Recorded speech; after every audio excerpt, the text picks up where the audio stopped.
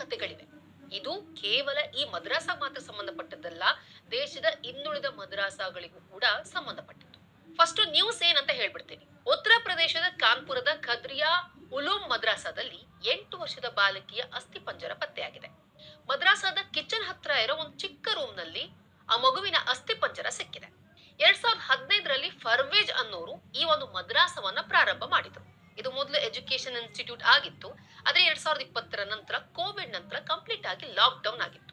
ಆದ್ರೆ ಈಗ ಯಾವಾಗ ಬಾಲಕಿಯ ಅಸ್ಥಿಪಂಜರ ಸಿಕ್ತು, ಒಂದು ಸಸ್ಪೇಷಿಯಸ್ ಚಟುವಟಿಕೆಗಳು ನಡೀತಿತ್ತಾ, ಇಲ್ಲಿ ಅಕ್ರಮ ಚಟುವಟಿಕೆಗಳು ಏನಾದ್ರು ನಡೀತಿತ್ತಾ, ಈ ಒಂದು ಮದ್ರಾಸ ಹಾಗೂ ಸುತ್ತಮುತ್ತಲಿನ ಪ್ರದೇಶದ ಸುರಕ್ಷತೆ ಬಗ್ಗೆ ಈಗ ಪ್ರಶ್ನೆ ಎದ್ದಿದೆ.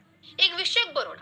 ಎಲ್ಲೋ ಒಂದ್ ಕಡೆ ಬಾಲಕಿಯ ಅಸ್ಥಿಪಂಜರ ಸಿಕ್ತು ರ್ಯಾಂಡಮ್ ಆಗಿ ಅಂತ ಹೇಳಿದ್ರೆ ಇದನ್ನ ಆಕ್ಟ್ ಆಫ್ ಕ್ರೈಮ್ ಅಂತ ಹೇಳ್ಬೋದು. ಒಂದು ಅಪರಾಧ ಕೃತ್ಯ ಆಗಿದೆ ಅಂತ. ಇಲ್ಲೂ ಕೂಡ ಅಪರಾಧ ಕೃತ್ಯ ಆಗಿದೆ, there is no doubt about it. ಆದ್ರೆ ಈ ಅಪರಾಧ ಕೃತ್ಯದ ವ್ಯಾಪ್ತಿ ಇದೆಯಲ್ಲ, ಇದರ ಬಗ್ಗೆ ಅನುಮಾನ ಹುಟ್ಕೊಳ್ಳುತ್ತೆ. ಈ ಅನುಮಾನ ಯಾಕೆ ಬರುತ್ತೆ ಅಂತ ಕಾರಣಗಳನ್ನ ಹೇಳ್ತೀನಿ. ಆದ್ರೆ ಕಾರಣನ ಹೇಳೋದಕ್ಕೂ ಮುಂಚೆ ನನ್ ಕಡೆಯಿಂದ ಒಂದು ಕ್ಲಾರಿಟಿ ಕೊಟ್ಬಿಡ್ತೀನಿ.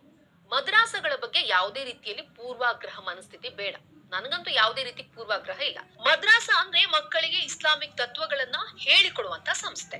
ಸೊ ಹೀಗಾಗಿ ಮದ್ರಾಸಗಳ ಬಗ್ಗೆ ಯಾವುದೇ ರೀತಿ ಪ್ರಿಜುಡೈಸ್ ಮೈಂಡ್ ಇಟ್ಕೋಬೇಡಿ. ಆದ್ರೆ ನಾನು ನಿಮ್ ಮುಂದೆ ಕೆಲವೊಂದು ಘಟನೆಗಳನ್ನ ಹೇಳ್ತೀನಿ. ನಾನು ನಿಮ್ಗಾಗ್ಲೇ ಹೇಳಿದ್ನಲ್ಲ, ಅಪರಾಧ ಕೃತ್ಯದ ವ್ಯಾಪ್ತಿ ಬಗ್ಗೆ ನನಗೆ ಅನುಮಾನ ಮೂಡುತ್ತೆ ಅಂತ ಹೇಳಿ. ಅದಕ್ಕೆ ಅನುಮಾನ ಮೂಡಲು ಕಾರಣಗಳೇನು ಅಂತ ಹೇಳ್ತೀನಿ. ಘಟನೆ ನಂಬರ್ 1. ಬಿಹಾರದ ಮದ್ರಾಸದಲ್ಲಿ ಬಾಂಬ್ ತಯಾರಿ ಮಾಡ್ತಿದ್ರು ಅನ್ನೋ ಆರೋಪ ಇತ್ತು. ಈ ರೀತಿ ಬಾಂಬ್ ತಯಾರಿಸ್ತಿದ್ದಾಗ ಒಬ್ಬ ಚಿಕ್ಕ ಬಾಲಕ ಗಾಯಗೊಂಡಿದ್ದ. ಹೀಗಾಗಿ ಅಲ್ಲಿ NCPCR ಹಾಗೂ ಪೊಲೀಸರು ದಾಳಿ ಮಾಡಿದ್ರು. ಈ ವೇಳೆ ಮೌಲಾನಗಳು ಅಲ್ಲಿಂದ ತಲೆಮರೆಸಿಕೊಂಡಿದ್ರು. ಘಟನೆ ನಂಬರ್ 2. ಉತ್ತರಾಖಂಡದ ರುದ್ರಪುರದ ಮದ್ರಾಸದಲ್ಲಿ 24 ಮಕ್ಕಳನ್ನ ಕಾಪಾಡಲಾಗಿದೆ. ಇಲ್ಲಿ ಮಕ್ಕಳಿಗೆ ಕಿರುಕುಳ ನೀಡಲಾಗ್ತಿತ್ತು ಅನ್ನೋ ಆರೋಪ ಇತ್ತು. ಘಟನೆ ನಂಬರ್ 3. ಬೆಂಗಳೂರಿನ ಮದ್ರಾಸದಲ್ಲಿ ಮಕ್ಕಳನ್ನ ಕೆಟ್ಟ ಪರಿಸ್ಥಿತಿಯಲ್ಲಿ ಇಟ್ಟ ಆರೋಪ ಇತ್ತು. ಅಲ್ಲಿನ ಕೇರ್ ಟೇಕರ್ಸ್ ವಿರುದ್ಧ ಈ ಆರೋಪ ಇತ್ತು. ಹೀಗಾಗಿ NCPCR ಹಾಗೂ ಪೊಲೀಸರು ಈ ಒಂದು ಮದ್ರಾಸದ ಮೇಲೆ ದಾಳಿಯನ್ನ ಮಾಡಿದ್ರು. ಘಟನೆ ನಂಬರ್ 4. ಪುಣೆಯ ಮದ್ರಾಸದಲ್ಲಿ 36 ಮಕ್ಕಳನ್ನ ಕಾಪಾಡಲಾಗಿದೆ. ಇಲ್ಲಿ ಮಕ್ಕಳಿಗೆ ಲೈಂಗಿಕ ನಿಂದನೆ ಮಾಡ್ಲಾಗ್ತಿತ್ತು ಅನ್ನೋ ಆರೋಪ ಇತ್ತು. ಈ ಎಲ್ಲಾ ಕೇಸ್ಗಳ ಆಧಾರದಲ್ಲಿ ನೋಡೋದಾದ್ರೆ UPಯಲ್ಲಿ ಏನ್ ಇನ್ಸಿಡೆಂಟ್ ಆಗಿದೆಯಲ್ಲ, ಬಾಲಕಿಯ ಅನುಮಾನಾಸ್ಪದ ಸಾವಾಗಿದ್ದಿಲ್ಲ, ಇದು ಒಂದೇ ರೀತಿ ಕೇಸ್ ಅಂತ ಅನ್ಸೋದಿಲ್ಲ. ಕೋವಿಡ್ ಕಾಲದಿಂದ ಬಂದ್ ಆಗಿದ್ದಂತಹ ಮದ್ರಾಸವನ್ನ ಮುಸ್ಲಿಂ ಲೀಡರ್ಸ್ಗಳು ಅಥವಾ ಮುಸ್ಲಿಂ ಧರ್ಮಗುರುಗಳು ಯಾರು ಕೂಡ ಮಾನಿಟರ್ ಮಾಡ್ತಾ ಇರ್ಲಿಲ್ವಾ? ಈ ರೀತಿ ಅನುಮಾನ ಹುಟ್ಕೊಳ್ಳೋದು ಸಹಜ. ಯಾಕಂತಂದ್ರೆ ಮದ್ರಾಸ ಅಂತ ಹೇಳಿದ್ರೆ ಮುಸ್ಲಿಮರಿಗೆ ಅದೊಂದು ರೀತಿ ಪವಿತ್ರ ಸ್ಥಳ, ಪಾವಿತ್ರ್ಯತೆಯಿಂದ ಕೂಡಿರುತ್ತೆ. ಅದನ್ನ ಎಲ್ಲರೂ ಕೂಡ ತುಂಬಾ ಶ್ರದ್ಧಾ ಭಕ್ತಿಯಿಂದ ನೋಡ್ತಿರ್ತಾರೆ. ಅದೇ ಅಲ್ಲಿಂದ ಇಲ್ಲಿವರೆಗೂ ಕೂಡ ಎಲ್ಲರೂ ಇದನ್ನ ಅನಾಥವಾಗಿ ಬಿಟ್ಬಿಟ್ಟಿದ್ರಾ? ಅನಾಥವಾಗಿ ಬಿಟ್ಟಿದ್ರೋ ಇಲ್ವೋ ಅದು ಗೊತ್ತಿಲ್ಲ.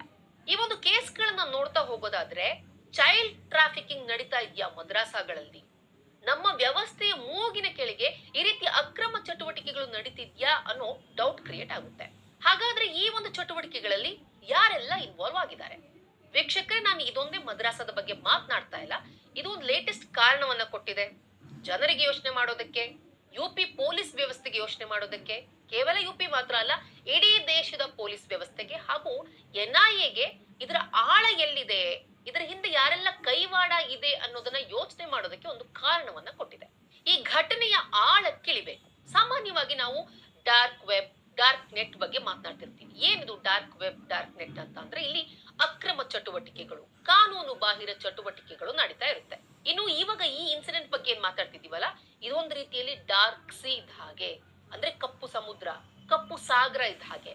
ಈ ಘಟನೆಯ ಆಳಕ್ಕಿಳಿಬೇಕು. ಸಾಮಾನ್ಯವಾಗಿ ನಾವು ಡಾರ್ಕ್ ವೆಬ್, ಡಾರ್ಕ್ ನೆಟ್ ಅಂತ ಹೇಳ್ತೀವಿ. ಇಲ್ಲಿ ಅನೈತಿಕ, ಅಕ್ರಮ, ಕಾನೂನು ಬಾಹಿರ ಚಟುವಟಿಕೆ ನಡೆಯುತ್ತೆ.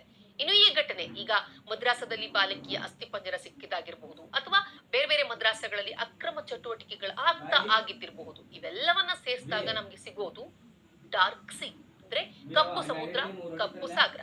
ಈ ಸಾಗರದ ಆಳದಲ್ಲಿ ಏನ್ ನಡೀತಿದೆ ಅಂತ ಹೇಳಿ ನಮ್ಗೆ ಮೇಲ್ನೋಟಕ್ಕೆ ಗೊತ್ತಾಗೋದಿಲ್ಲ. ಹೀಗಾಗಿ ಇದರ ಆಳಕ್ಕೆ ಬುಡಕ್ ಇಳಿದಾಗಲೇ ಗೊತ್ತಾಗುತ್ತೆ ಅಲ್ಲಿ ಏನ್ ನಡೀತಾ ಇದೆ ಎಕ್ಸಾಕ್ಟ್ಲಿ ಅಂತ. ಮೇಲ್ಮಟ್ಟಕ್ಕೆ ನಮ್ಗೆ ಗೊತ್ತಾಗ್ತಾ ಇದೆ, ಆದ್ರೆ ಆಳದಲ್ಲಿ ಯಾವ ರೀತಿ ನೆಟ್ವರ್ಕ್ ಕೆಲಸ ಮಾಡ್ತಾ ಇದೆ, ಇದರ ಹಿಂದೆ ಯಾರ ಕೈವಾಡ ಇದೆ, ಯಾವ ಜನ ಕೆಲಸ ಮಾಡ್ತಿದ್ದಾರೆ, ಯಾವ ಕಾರಣ, ಯಾವ ಉದ್ದೇಶಕ್ಕೋಸ್ಕರ ಇವೆಲ್ಲ ನಡೀತಿದೆ ಅನ್ನೋದನ್ನ ತಿಳ್ಕೊಬೇಕಾಗುತ್ತೆ. ಪೊಲೀಸರು ಇದರ ಆಳಕ್ಕೆ ಇಳಿತಾ ಹೋದ ಹಾಗೆ ಒಂದು ಚರ್ಚೆ ಹುಟ್ಟಾಕೊಳ್ಳುತ್ತೆ. ಏನಪ್ಪಾ ಅಂತ ಹೇಳಿದ್ರೆ, ಒಂದು ಸಮುದಾಯದವರನ್ನ, ಒಂದೇ ಧರ್ಮದವ್ರನ್ನ ಟಾರ್ಗೆಟ್ ಮಾಡ್ಲಾಗ್ತಾ ಇದೆ, ಗುರಿ ಮಾಡ್ಲಾಗ್ತಾ ಇದೆ ಅಂತ ಹೇಳಿ ಈ ರೀತಿ ವಿವಾದಗಳು ಹುಟ್ಟುಕೊಳ್ಳೋದು ಸಹಜ. ಆದ್ರೆ ಎಲ್ಲಾ ರೀತಿಯ ಸವಿವರವಾದ ಕಾರಣವನ್ನ ನೀಡಿ ನಾವು ಈ ರೀತಿ ಟಾರ್ಗೆಟ್ ಮಾಡ್ತಾ ಇಲ್ಲ, ಸತ್ಯತೆಯನ್ನ ಪರಿಶೀಲನೆ ಮಾಡ್ತಾ ಇದ್ದೀವಿ ಅಂತ ಹೇಳಿ ಕಾರಣವನ್ನ ನೀಡಿ ಇದರ ಆಳಕ್ಕೆ ಇಳಿಬೇಕಾಗುತ್ತೆ. ಇದ್ರ ಹಿಂದೆ ಯಾವ ಜಾಲ ಇದೆ, ಕಾಣದ ಕೈವಾಡ ಇದೆಯಾ, ಅಕ್ರಮ ಚಟುವಟಿಕೆಗಳ ಗೂಡಾಗ್ತಾ ಇದೆಯಾ, ಮಕ್ಕಳಿಗೆ ಲೈಂಗಿಕ ಕಿರುಕುಳವನ್ನ ನೀಡಲಾಗ್ತಾ ಇದೆಯಾ, ಕಳ್ಳ ಸಾಗಾಣಿಕೆ ನಡೀತಾ ಇದೆಯಾ, ಇನ್ನು ಯಾವೆಲ್ಲ ರೀತಿಯ ಅನೈತಿಕ ಚಟುವಟಿಕೆಗಳು ನಡೀತಿದೆ ಅಂತ ತಿಳ್ಕೊಳ್ಬೇಕಾದ್ರೆ ಪೊಲೀಸರು ಎಲ್ಲಾ ಆಯಾಮದಲ್ಲೂ ಕೂಡ ತನಿಖೆಯನ್ನ ಮಾಡಬೇಕಾಗುತ್ತೆ, ಸತ್ಯತೆಯನ್ನ ಬಯಲಿಗೆಳೆಯಬೇಕಾಗುತ್ತೆ. Hope it happens soon and fast.